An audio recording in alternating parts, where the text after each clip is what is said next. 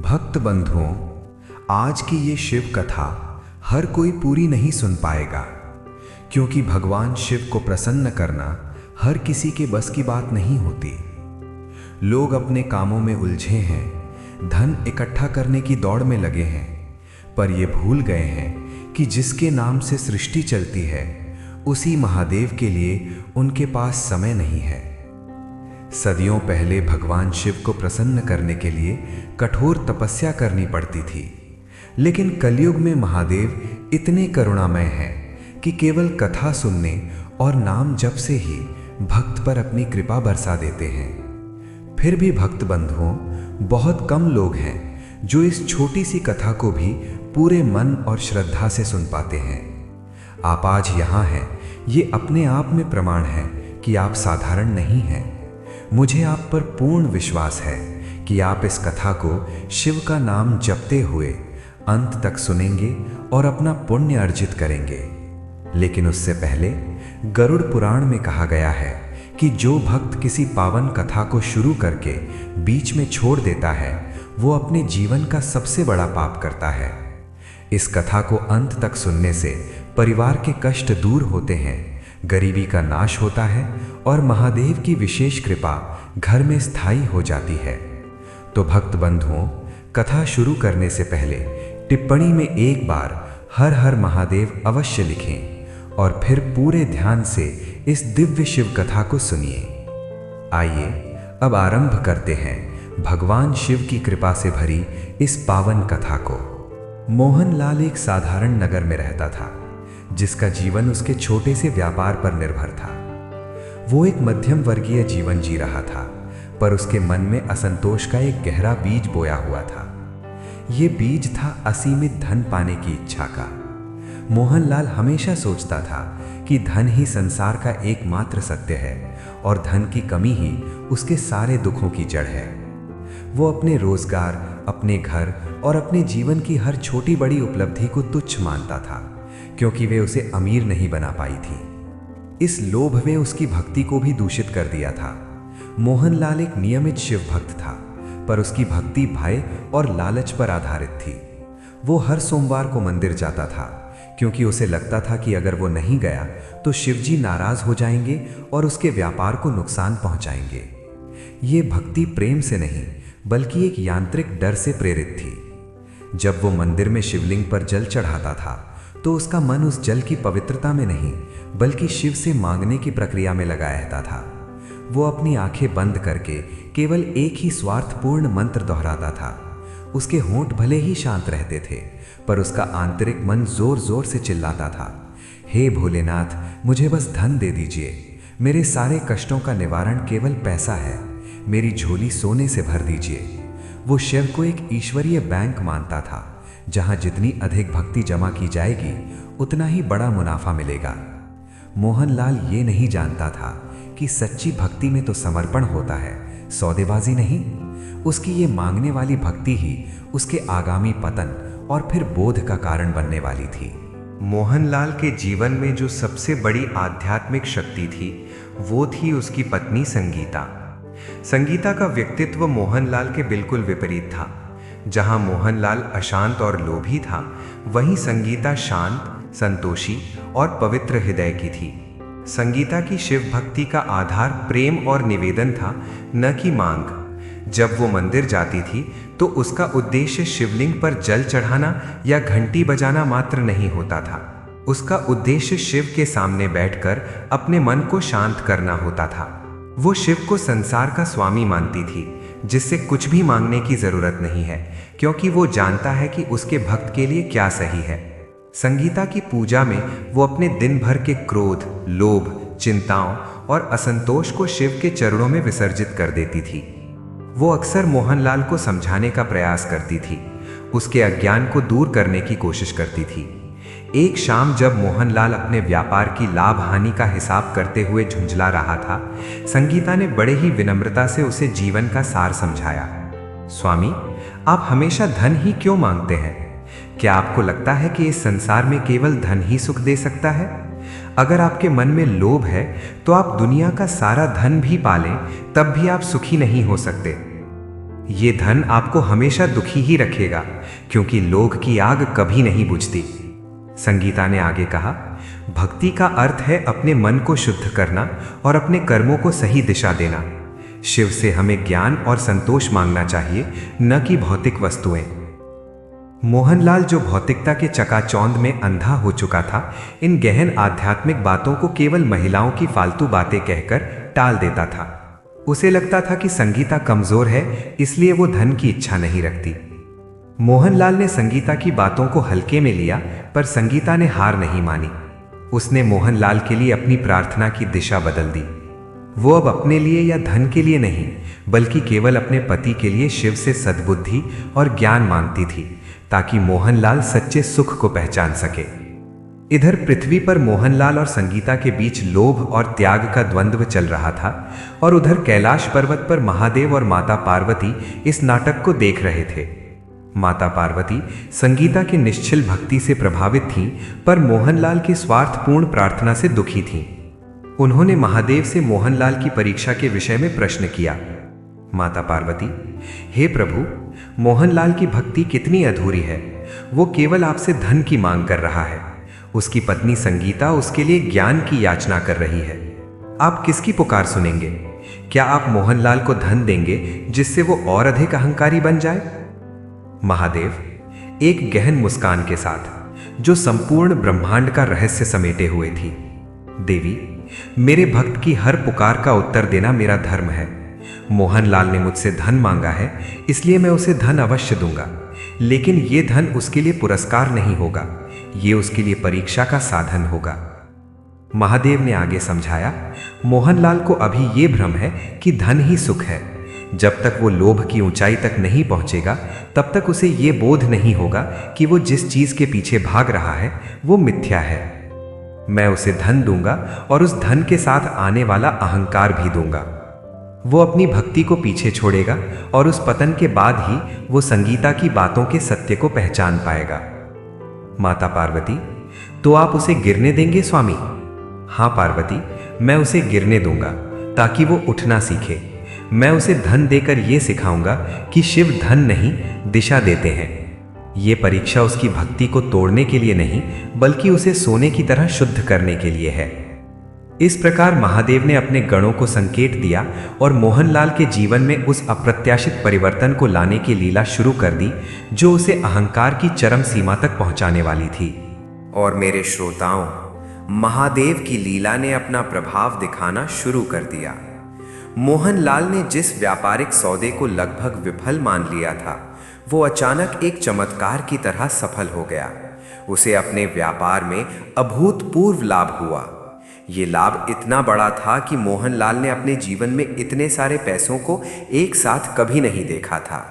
ये धन किसी एक वर्ष की मेहनत का फल नहीं था, ये शिव की उस लीला का परिणाम था जो उसे बोध देने के लिए शुरू हुई थी। मोहनलाल की खुशी की कोई सीमा नहीं रही।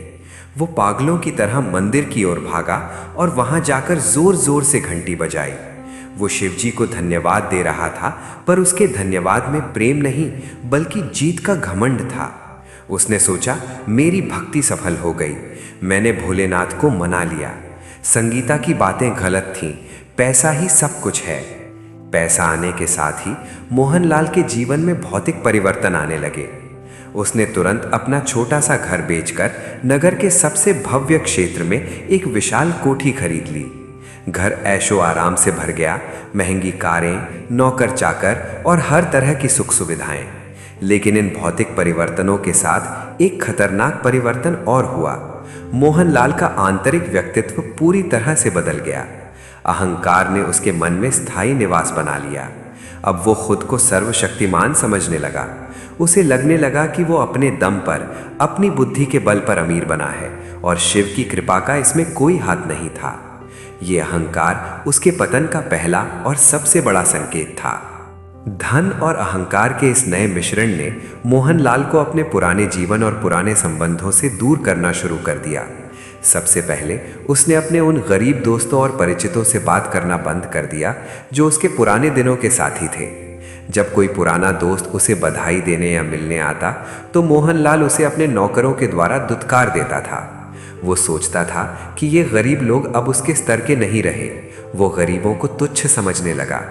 अगर कोई गरीब उससे मदद मांगने आता तो मोहनलाल उसे कठोरता से कहता, जाओ तुम भी मेरी तरह मेहनत करो और मंदिर में जाकर शिव से मांगो। अगर तुम्हारी भक्ति में दम होगा तो तुम्हें भी मिलेगा। भीख मांगना बंद करो। उसकी इस बात में जरा भी करुणा नहीं थी, केवल घमंड और आत्म प्रदर्शन था। और सबसे दुखद बात, उसने अपनी भक्ति को भी तिरस्कृत कर दिया। अब मोहनलाल का मंदिर जाना न के बराबर हो गया। उसे लगा कि अब उसे मंदिर जाने की जरूरत नहीं है। उसने शिव से जो मांगना था वो उसे मिल चुका था। उसकी भक्ति एक पूरी हुई डील की तरह थी। एक शाम संगीता ने उसे याद दिलाया, स्वामी आज सोमवार है, आप मंदिर नहीं गए? मोहनलाल हंसते हुए, मंदिर अब क्यों जाना? मुझे जो चाहिए था वो मुझे मिल गया है, अब मैं मंदिर क्यों जाऊं? क्या तुम्हें लगता है कि मुझे अब भी उस छोटे से मंदिर की जरूरत है? मैं अब खुद ही ईश्वर हूं, यह सब मेरा है। मोहनलाल के इन अहंकार भरे शब्दों ने संगीता के हृदय को चूर चूर कर दिया। उसने जान लिया कि उसके पति को धन नहीं बल्कि पतन मिला है। उसकी भक्ति अब पीछे छूट चुकी थी और विनाश का मार्ग खुल चुका था। मोहनलाल के इस अंधे अहंकार को देखकर संगीता ने एक बार फिर उसे सही राह दिखाने का अंतिम प्रयास किया। वो जानती थी कि ये उसका कर्तव्य है, भले ही मोहनलाल उसकी बात ना सुने। एक रात जब मोहनलाल अपने नए ऐशो आराम के कमरे में बैठा था, संगीता ने बड़ी विनम्रता से उसके पास जाकर बात शुरू की। उसके स्वर में शिकायत नहीं बल्कि गहरा प्रेम और चिंता थी। संगीता, स्वामी मुझे आपकी तरक्की से कोई शिकायत नहीं है। मैं खुश हूं कि अब हम सुख सुविधा में रह रहे हैं, लेकिन क्या आप देख रहे हैं कि इस धन ने आपको कितना दुखी कर दिया है? मोहनलाल हैरान होते हुए, दुखी? संगीता तुम कैसी बातें कर रही हो? मैं आज दुनिया का सबसे सुखी इंसान हूं। मेरे पास वो सब है जो मुझे चाहिए। संगीता, नहीं स्वामी, आप खुश नहीं हैं। आप अब सोते नहीं हैं। आप केवल चिंता करते हैं कि इस धन को और कैसे बढ़ाया जाए। आप अब किसी पर भरोसा नहीं करते।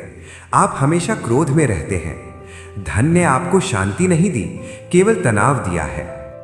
संगीता ने फिर उसे धन की महत्ता समझाई। ये उपदेश उसके ज्ञान पर आधारित था। संगीता, स्वामी, धन एक नदी के प्रवाह की तरह है।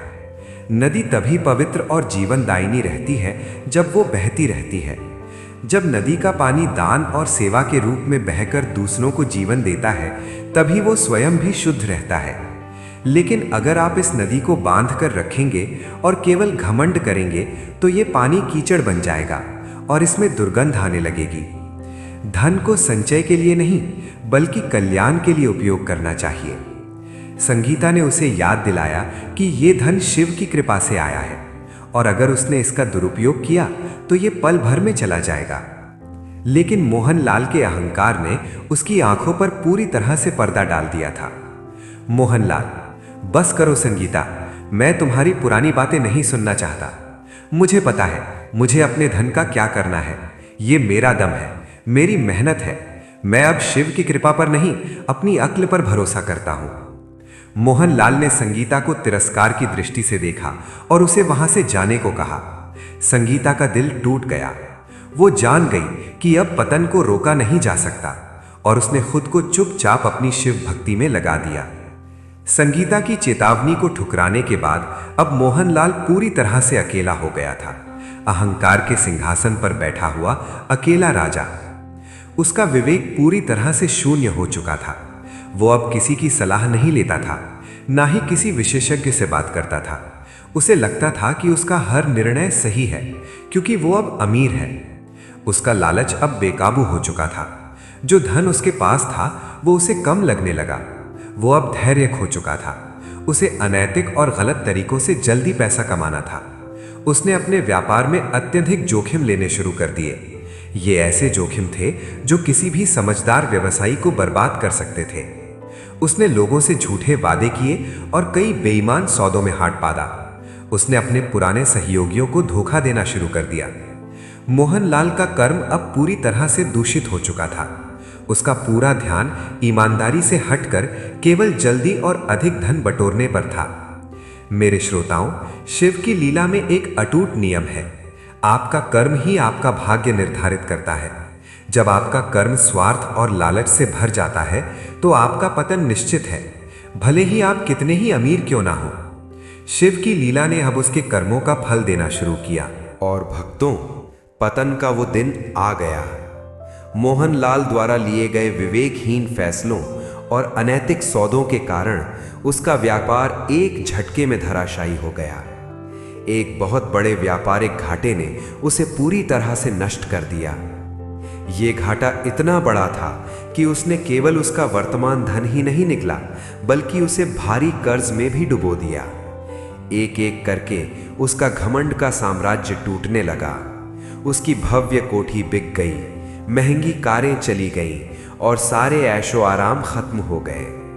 मोहनलाल और संगीता को वापस अपने पुराने छोटे घर में लौटना पड़ा, पर इस बार वो घर भी संकट में था। बिजली काट दी गई और घर में अंधेरा छा गया। जो लोग उसे अमीर देखकर उसकी चापलूसी करते थे, वे सब उसे छोड़कर भाग गए। कोई उसका फोन नहीं उठाता था, कोई उसकी मदद के लिए आगे नहीं आया। मोहनलाल अब पूरी तरह से अकेला था। उसके पास केवल उसकी टूटी हुई उम्मीदें और अहंकार के अवशेष बचे थे।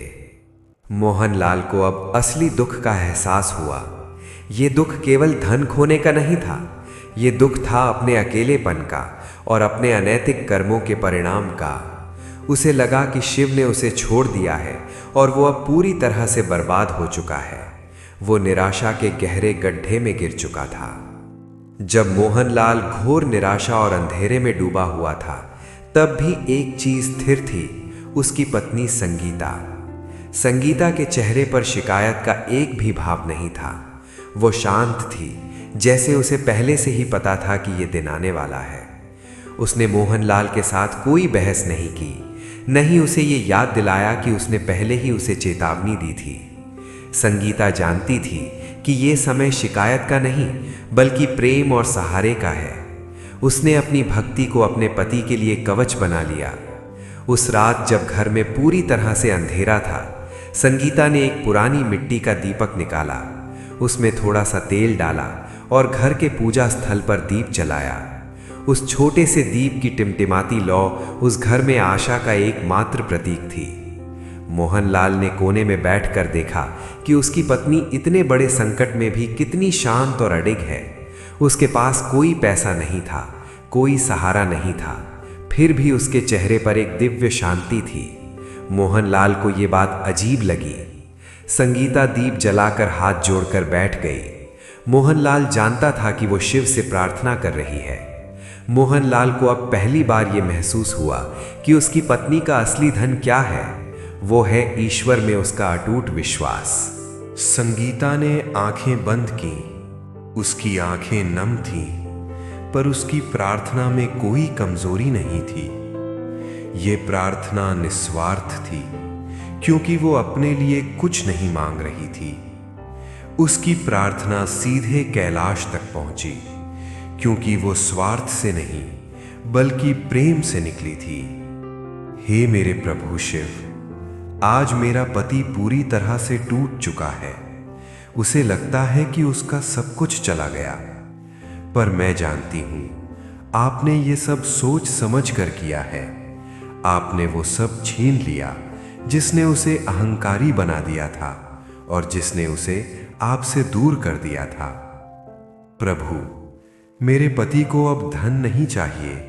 उन्हें उस धन से कोई मतलब नहीं है जिसने उन्हें पागल बना दिया था। अब मैं आपसे केवल एक ही चीज मांगती हूं, सद्बुद्धि देना। उन्हें इतना ज्ञान देना कि वो ईमानदारी का महत्व समझें और सच्चे सुख को पहचानें। उन्हें सही इंसान बना दीजिए ताकि वो फिर से सत्य के मार्ग पर उठ सकें। मोहनलाल ने दूर से अपनी पत्नी की मौन प्रार्थना को सुना। उसे लगा कि ये पहली सच्ची प्रार्थना है जो उसने अपने जीवन में सुनी है। संगीता अपने पति के लिए भौतिक सुख नहीं, बल्कि उसका आध्यात्मिक कल्याण मांग रही थी। संगीता की ये प्रार्थना मोहनलाल के कठोर हृदय को भेद गई। उसे लगा कि उसकी पत्नी ने उसे बचाने का अंतिम प्रयास किया है। संगीता की प्रार्थना और उसकी अडिग शांति ने मोहनलाल के अंदर एक आंतरिक जागरण पैदा किया। उस रात वो सो नहीं पाया। वो अंधेरे में बैठकर अपने पुराने जीवन का आत्मनिरीक्षण करने लगा। उसने अपने सारे गलत कर्म याद किए। कैसे उसने गरीबों को तुच्छ समझा, कैसे उसने अपनी पत्नी की ज्ञान की बातों को अनसुना किया और कैसे उसने शिव को धन का स्रोत मानकर उनकी भक्ति को तिरस्कृत किया। उसे अपनी गलती का गहरा एहसास हुआ। उसे लगा कि वो धन के नशे में कितना अंधा हो गया था। उसे ये भी याद आया कि जब वो अमीर था तब भी वो सुखी नहीं था। वो हमेशा चिंता और लालच में डूबा रहता था। मोहनलाल ने पहली बार महसूस किया कि उसकी पत्नी संगीता कितनी सत्य थी। उसके पास धन नहीं था, पर उसके पास ईश्वर था। मोहनलाल के पास धन था, पर उसने ईश्वर को खो दिया था। अगले दिन सुबह मोहनलाल ने अपनी पत्नी को कुछ नहीं बताया। उसके मन में एक अजीब सी शांति थी। वो टूटे हुए पैरों से पर शांत मन से गांव के शिव मंदिर की ओर चल पड़ा। उसके अंदर एक महान परिवर्तन शुरू हो चुका था। मोहनलाल जब मंदिर पहुंचा तो वहां गहन शांति थी। वही शिवलिंग, वही प्राचीन मंदिर, लेकिन आज मोहनलाल की दृष्टि बदल चुकी थी। वह शिवलिंग के सामने जाकर घुटनों के बल बैठ गया। उसकी आंखों में अब अहंकार का एक भी अंश नहीं था, केवल पश्चाताप का समुद्र था। वह पहली बार सच्चे हृदय से बिना किसी स्वार्थ के रोया। उसने अपनी टूटी हुई आवाज में शिवजी से कहा, हे मेरे भोलेनाथ, मैंने घोर पाप किया। मैंने आपको सोने की तिजोरी समझा और अपनी भक्ति को खरीद फरोख्त बना दिया। जब आपने मुझे धन दिया तो मैं घमंड में अंधा हो गया और आपको ही भूल गया। प्रभु, आज जब मेरे पास कुछ नहीं बचा है तो मुझे आपकी ज़रूरत महसूस हो रही है। मुझे अब माफ़ी चाहिए। मैं आज आपसे धन नहीं मांगता। मुझे अब वो अहंकारी बनाने वाला पैसा नहीं चाहिए। मैं आज शपथ लेता हूँ कि मैं अब केवल ईमानदारी और मेहनत से काम करूँगा। बस मुझे सही इंसान बना दीजिए ताकि मैं फिर से मानवता के मार्ग पर चल सकूं। मोहनलाल का ये आत्मसमर्पण उसकी सच्ची भक्ति का उदय था। ये पहली बार था जब उसने केवल कल्याण मांगा, स्वार्थ नहीं। जैसे ही मोहनलाल ने अपने हृदय से माफी और आत्मसमर्पण के ये शब्द कहे, उसे तुरंत एक गहन शांति का अनुभव हुआ। उसके मन का सारा बोझ और दुख उतर गया। उसे लगा जैसे भोलेनाथ ने उसे गले लगा लिया हो। उसी क्षण उसे अपनी पत्नी संगीता की कही गई बातें याद आईं और उसे उनका सत्य समझ आया। भक्ति धन पाने के लिए नहीं होती, भक्ति तो मन को सही करने के लिए होती है। मोहनलाल को अचानक ये बोध हुआ, शिव ने उसे धन क्यों दिया और फिर क्यों छीन लिया।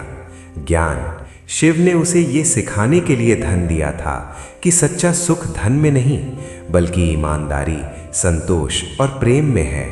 शिव ने उसे धन नहीं बल्कि दिशा और ज्ञान दिया था। धन तो केवल एक साधन है, साध्य तो मन की शुद्धि है। ये बोध मोहनलाल के जीवन का सबसे बड़ा लाभ था। वह मंदिर से बाहर निकला और उसका चेहरा अब हल्का, शांत और प्रकाशित था। उसने घर आकर संगीता को गले लगाया और कहा, संगीता, तुमने मुझे बचा लिया। भक्ति सचमुच मन की शुद्धि के लिए होती है। मुझे आज बोध हुआ है कि शिव ने मुझसे मेरा घमंड छीन लिया और मुझे सही रास्ता दिखाया है। बोध की प्राप्ति के बाद मोहनलाल ने नए सिरे से जीवन की शुरुआत की। उसने ईमानदारी और मेहनत को अपना नया धर्म बना लिया। उसने अपने पुराने अनैतिक और जोखिम भरे व्यापार के तरीकों को पूरी तरह से त्याग दिया। वो जानता था कि अब पैसा धीरे धीरे आएगा, पर उसे अब जल्दी अमीर बनने की कोई लालसा नहीं थी। मोहनलाल ने छोटे स्तर पर पूर्ण ईमानदारी के साथ एक नया काम शुरू किया। वो हर ग्राहक से सत्य बोलता था और अपने काम में पूरी लगन लगाता था।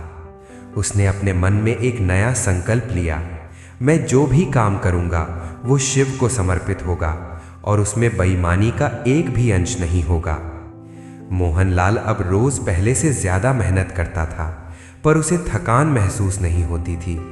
उसे अपनी मेहनत में ही सच्चा आनंद आने लगा था। ये आनंद उसके पुराने करोड़ों के धन से कहीं बड़ा था। मोहनलाल ने जान लिया कि श्रम और सत्य में ही ईश्वर का वास है। मोहनलाल के जीवन में आए इस परिवर्तन ने उसकी दिनचर्या को भी शुद्ध कर दिया। वो अब हर रोज सुबह बिना किसी चूक के मंदिर जाता था। मंदिर जाकर वो अब मांगता नहीं था, बल्कि केवल शिवलिंग पर जल चढ़ाता और मन को शांत करता। वो मंदिर में सेवा का काम भी करने लगा, जैसे साफ सफाई करना। उसकी ये सेवा भाव वाली भक्ति ही उसे आंतरिक शांति देती थी। पहले जब वो अमीर था तो उसे रात में नींद नहीं आती थी। वो हमेशा चिंता और लालच में डूबा रहता था। पर अब जब उसके पास कम धन था तो उसे रात में गहरी नींद आती थी। उसका मन शांत था, क्योंकि उसका अंतःकरण शुद्ध था। वो अब लोगों से विनम्रता से मिलता था। उसने अपने पुराने गरीब दोस्तों से भी माफ़ी मांगी और उनके साथ प्रेम का संबंध फिर से स्थापित किया। मोहनलाल को अब यह महसूस होने लगा था कि असली सुख बाहर की वस्तुओं में नहीं, बल्कि अंदर की शांति में छिपा है। संगीता के लिए मोहनलाल का ये परिवर्तन उसके जीवन का सबसे बड़ा वरदान था। उसे अपने पति पर अब गर्व था। पहले जब मोहनलाल अमीर था, उनके रिश्ते में दूरियां आ गई थीं। उनके बीच एक अहंकार की दीवार खड़ी थी। मोहनलाल अकेला था और संगीता अकेली थी। लेकिन अब उनका रिश्ता भावनात्मक रूप से उत्थान पर था। वे दोनों हर शाम साथ बैठकर ईश्वर का नाम जपते थे। मोहनलाल अब संगीता की बातें सुनता था और उसका सम्मान करता था। मोहनलाल, संगीता, तुमने मुझे सच्चा सुख सिखाया। अगर तुम न होती तो मैं कभी वापस नहीं आ पाता। संगीता, स्वामी, ये भोलेनाथ की कृपा है और आपके पश्चाताप का फल है। मुझे खुशी है कि आपने धन के स्थान पर सत्य को चुना। उनके घर में शांति का वास था, जो उनके पुराने भव्य महल में नहीं था। वे दोनों अब हर चुनौती का सामना विश्वास और प्रेम के साथ करने के लिए तैयार थे। इधर पृथ्वी पर मोहनलाल सत्य के मार्ग पर दृढ़ता से आगे बढ़ रहा था।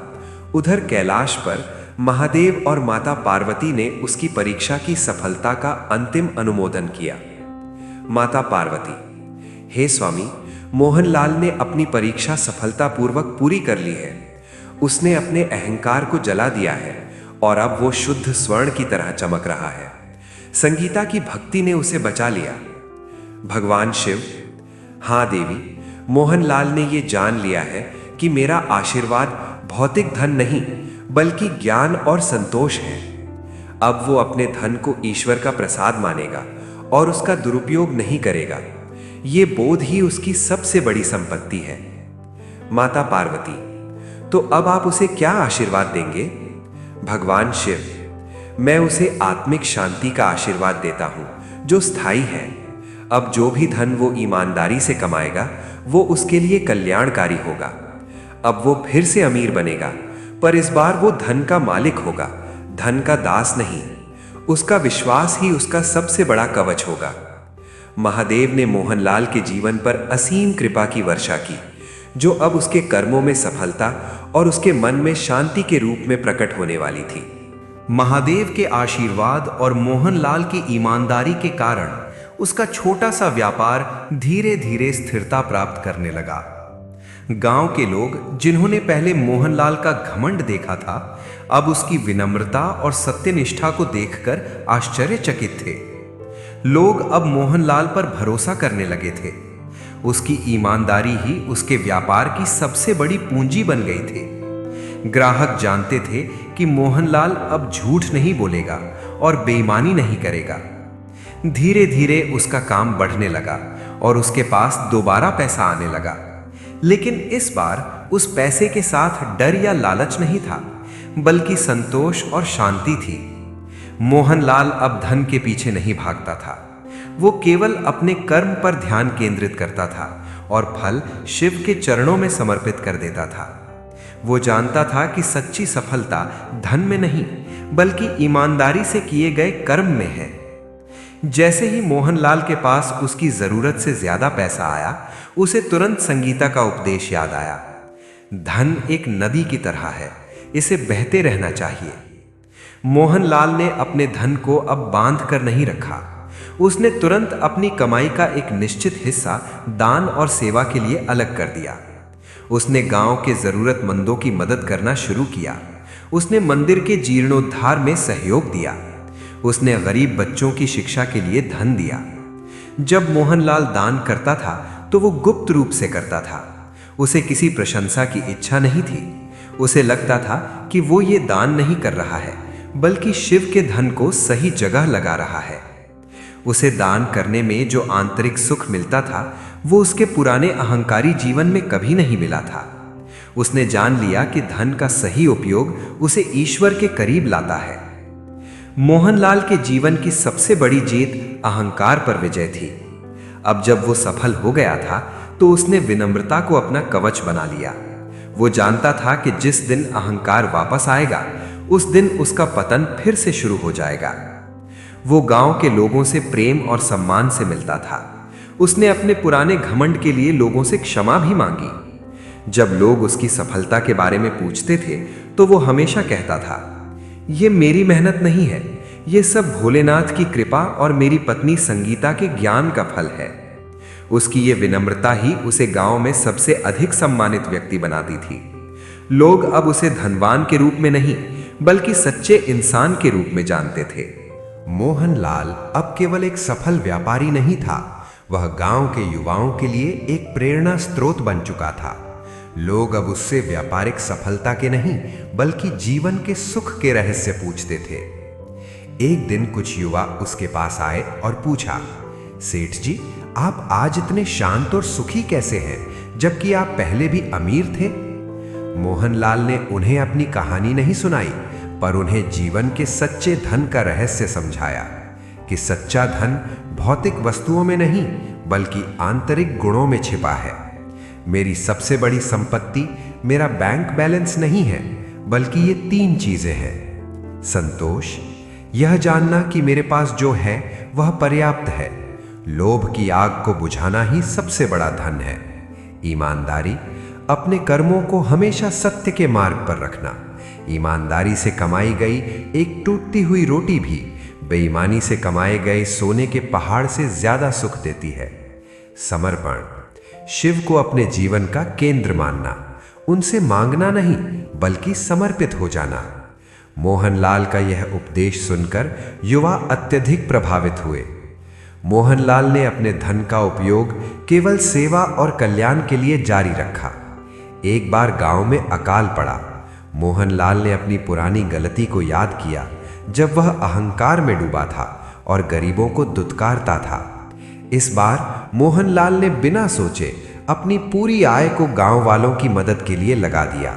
उसने अन्न भंडार खोल दिया और किसानों को नए बीज खरीदने में मदद की। जब वह ये सेवा कर रहा था तो उसे अपार सुख मिल रहा था। उसे लगा कि वह यह सब शिव की आज्ञा से कर रहा है। गांव वालों ने जब उसे आशीर्वाद दिया तो मोहनलाल ने अपने मन में सोचा, यह आशीर्वाद मेरे करोड़ों के धन से ज्यादा मूल्यवान है। उसने जान लिया कि धन की असली शक्ति उसे स्वयं सुखी बनाने में नहीं, बल्कि दूसरों को सुखी बनाने में है। हर सोमवार मोहनलाल और संगीता अपनी नियमित शिव मंदिर यात्रा करते थे। यह यात्रा उनके लिए पवित्र तीर्थ बन चुकी थी। वे अब वहां शांत और प्रेम से भरे मन से बैठते थे। एक दिन जब वे मंदिर में बैठे थे, संगीता ने मोहनलाल से कहा, स्वामी, हमारे जीवन में कितना बड़ा परिवर्तन आया है। हमें विपत्ति मिली पर हमें शांति मिली। यह सब शिव की कृपा है। मोहनलाल, हाँ संगीता, मैंने धन खोया पर मैंने ईश्वर को पाया। भक्ति का अर्थ केवल मांगना नहीं है, बल्कि धन खोने के बाद भी विश्वास रखना है। शिव ने मुझे सच्ची भक्ति का अर्थ सिखाया है। मोहनलाल और संगीता का जीवन अब खुशी, संतोष और अटूट भक्ति से भरा था। उनकी आंतरिक शांति अब स्थायी हो चुकी थी। संगीता अपनी जीवन यात्रा के अंत तक अपने पति मोहनलाल के परिवर्तन पर गहन संतोष महसूस करती रही। जब वह बूढ़ी हुई और मंदिर में शिव के सामने बैठी तो उसने अपनी अंतिम प्रार्थना की। अब उसकी प्रार्थना में कोई याचना नहीं थी, केवल कृतज्ञता थी। हे मेरे प्रभु शिव, आपने मेरी प्रार्थना सुनी और मेरे पति को सद्बुद्धि दी।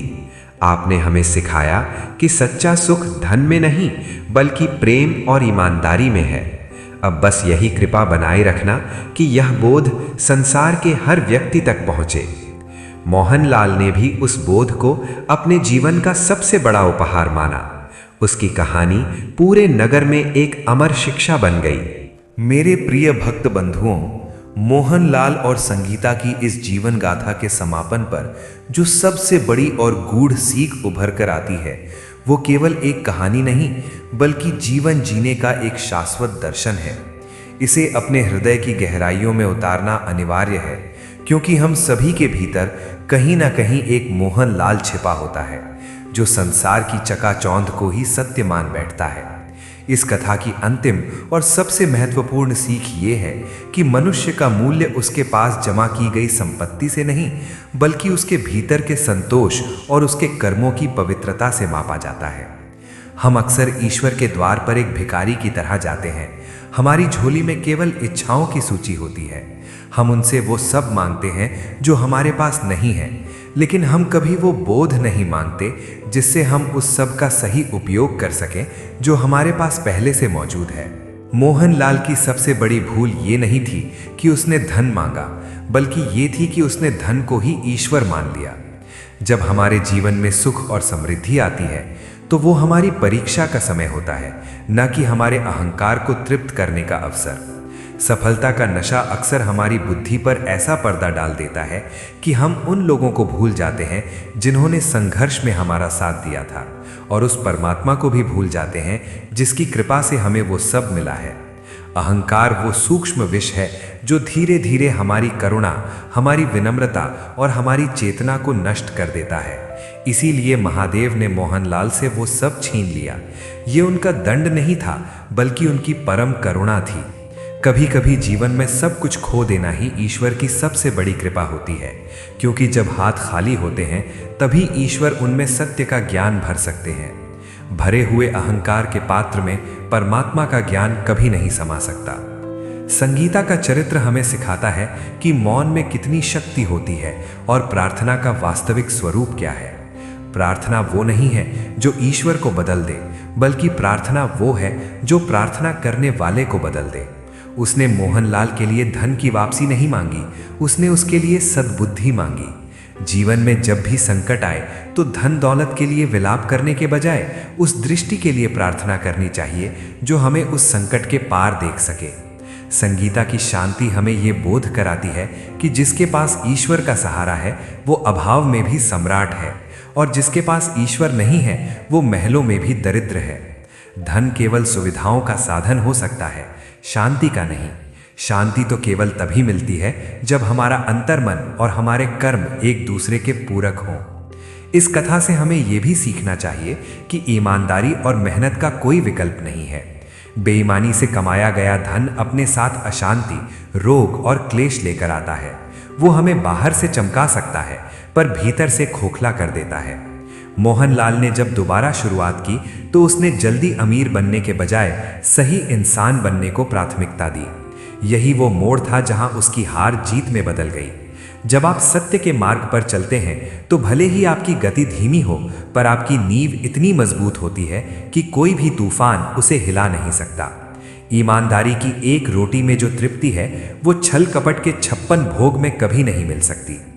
अंततः ये सीख हमें ये समझने पर विवश करती है कि भक्ति एक लेन देन या व्यापार नहीं है। यदि हम केवल तभी मंदिर जाते हैं जब हमें कुछ चाहिए तो हम भक्त नहीं बल्कि एक सौदागर है। सच्ची भक्ति तो वो है जो हमें देना सिखाए, दूसरों को प्रेम देना, जरूरतमंदों को सहारा देना और ईश्वर को अपना अहंकार समर्पित करना। शिव का अर्थ ही कल्याण है, और जब हम दूसरों के कल्याण के लिए काम करते हैं तो हम अनजाने में ही शिव के करीब पहुंच जाते हैं।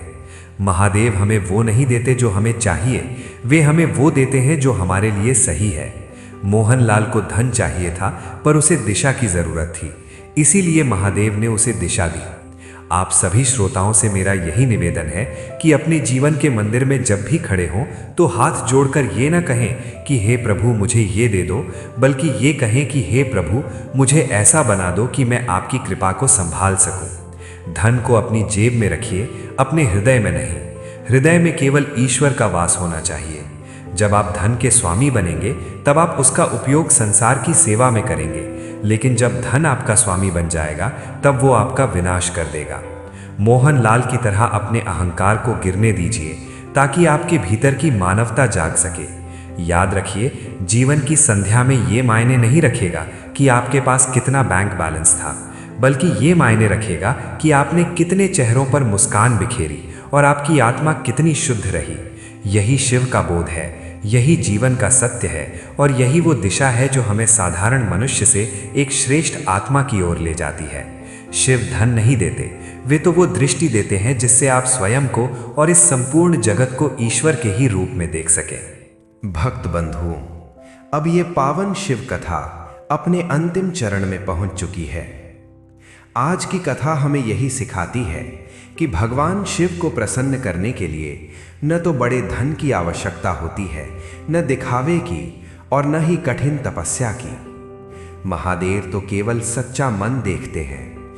जो भक्त रोज उनके नाम का स्मरण करता है, जो कथा को श्रद्धा से सुनता है, जो किसी भूखे को अन्न देता है, जो किसी दुखी के प्रति करुणा रखता है, महादेव स्वयं उसके जीवन की रक्षा करते हैं। इस कथा से हमें यह भी सीख मिलती है कि कथा सुनना केवल सुनना नहीं होता, ये मन को शुद्ध करने का माध्यम होता है। नाम जप केवल शब्द नहीं होता, ये आत्मा को बल देता है। और सेवा केवल कर्म नहीं होती, ये शिव तक पहुंचने का सरल मार्ग होती है। जो भक्त रोज थोड़ा सा भी ओम नमः शिवाय का जप करता है, जो पशु पक्षियों को दाना देता है, जो किसी का बुरा नहीं सोचता, उसके घर से कभी सुख और शांति विदा नहीं होती। भक्त बंधुओं, यदि ये कथा आपके मन को छू गई हो, यदि आपको इससे कोई सीख मिली हो, तो हमारे श्री ज्ञान चैनल को अवश्य सब्सक्राइब करें, ताकि ऐसी ही भक्तिमय कथाएं नित्य आपके जीवन तक पहुंचती रहें। और अंत में मेरी ये प्रार्थना है, हे भोलेनाथ, जिस भक्त ने इस कथा को पूरे मन, श्रद्धा और विश्वास से अंत तक सुना है, आप उसके जीवन से हर दुख, हर बाधा, हर संकट दूर करें। उसके घर में सुख, शांति और समृद्धि बनाए रखें। उस पर सदा अपनी कृपा दृष्टि बनाए रखें। हर हर महादेव। जय शिव शंभू।